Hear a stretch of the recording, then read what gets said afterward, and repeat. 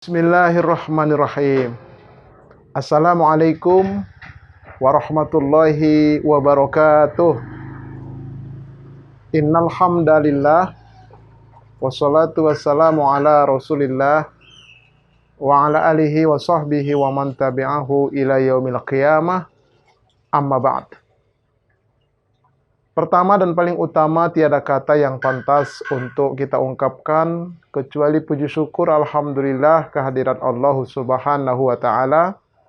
Salawat dan salam semoga Allah sampaikan keharibaan Nabi kita Muhammad sallallahu alaihi wasallam.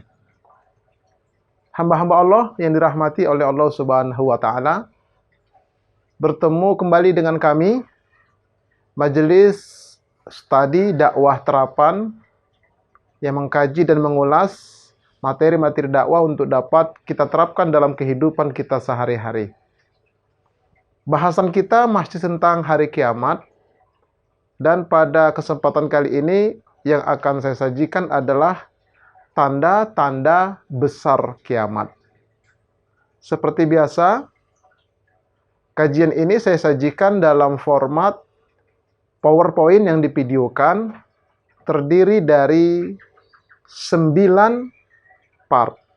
Mari sama-sama kita ikuti kajiannya. Bismillahirrahmanirrahim. Hamba-hamba Allah yang dirahmati oleh Allah Subhanahu wa taala.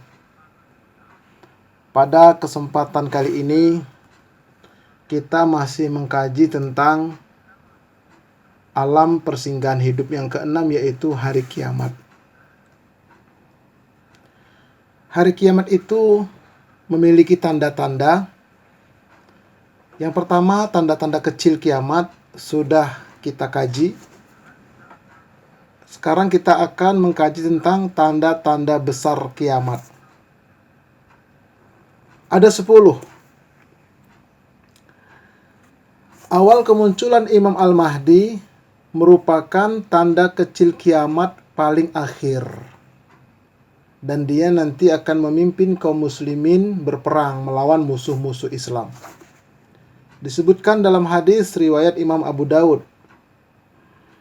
An Imran bin Husain qala Rasulullah sallallahu alaihi wasallam, la tazalu ta'ifatum min ummati, akan senantiasa ada sekelompok umat dari umatku, yuqatiluna 'alal haqqi zahirina 'ala man nawa'ahum, yang akan senantiasa berperang di atas kebenaran dan selalu unggul atas orang-orang yang memusuhi mereka, hatta yuqatila akhiruhum al-masihad dajjal, hingga akan berperang oleh orang-orang yang akhir dari mereka itu, yaitu memerangi Al-Masihid Ad-Dajjal.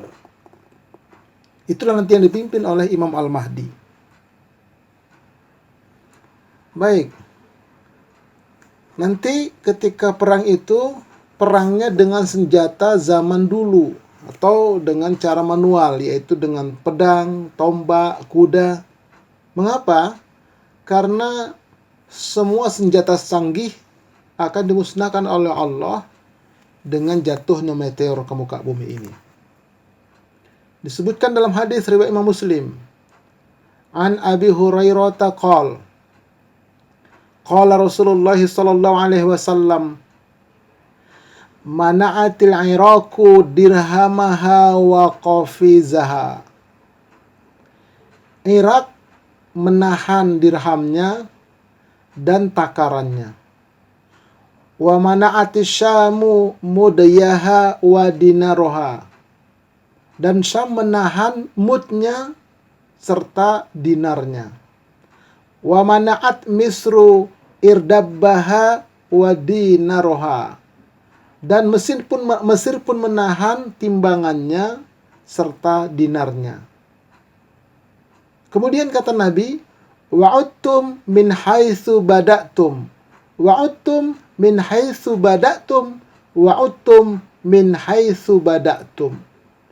dan kalian akan kembali dari tempat kamu memulai, dan kalian akan kembali pada masa awal dulu.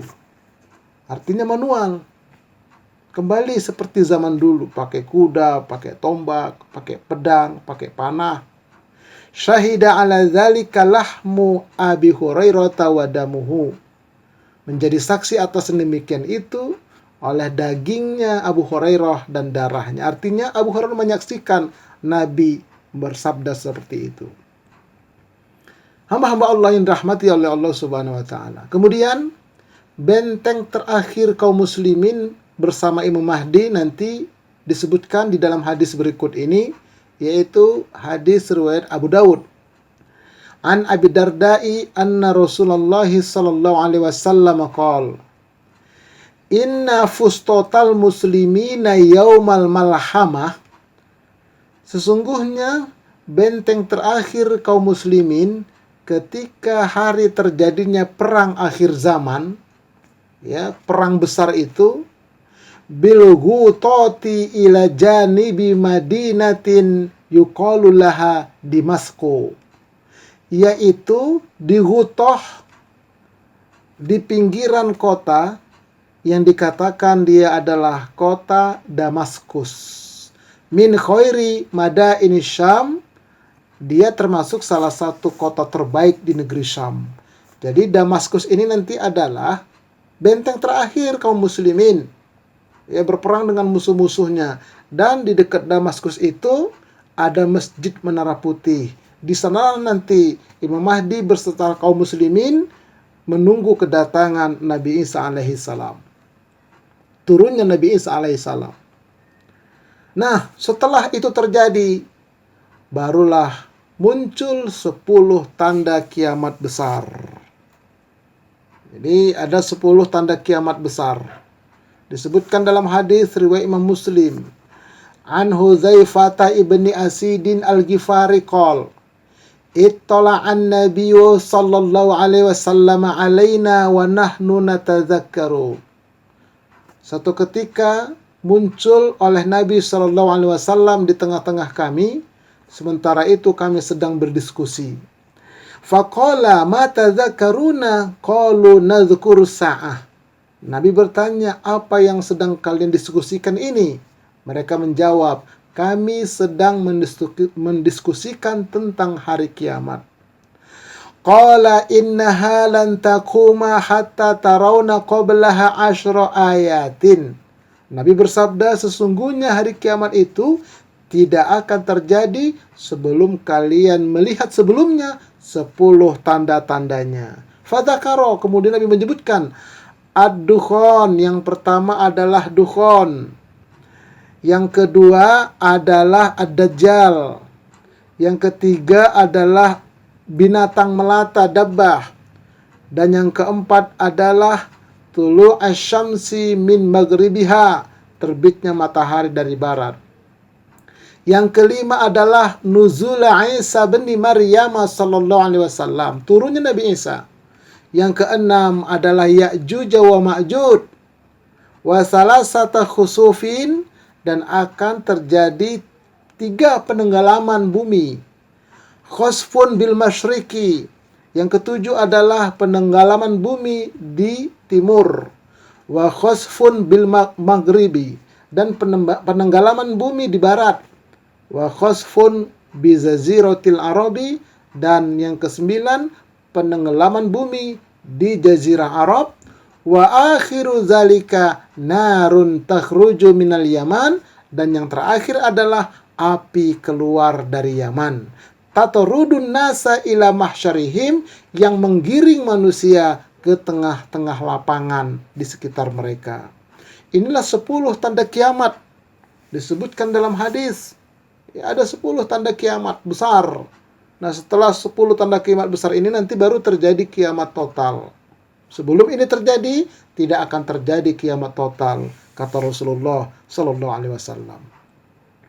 Kemudian, 10 tanda besar kiamat itu diibaratkan oleh Rasulullah sallallahu alaihi wasallam seperti 10 mutiara yang dilangkai pada seutas benang. Hadis riwayat Imam Ahmad. An Abdullah bin Amr qala Rasulullah sallallahu alaihi wasallam, al ayatu 10 tanda kiamat besar itu khorozatun manzumatun fi silkin, yaitu seperti mutiara yang terangkai pada seutas benang. Fa in yuqta'is salku atau silku, maka jika diputuslah benang itu, yatba' ba'duha ba'do, maka sebahagian akan mengikuti sebahagian yang lainnya, keluar satu persatu. Nah, ilustrasinya seperti ini, hamba-hamba Allah. Jadi 10 tanda kiamat itu dirangkai, ya, dirangkai seperti ini. Nah, kemudian diputus benangnya dengan gunting.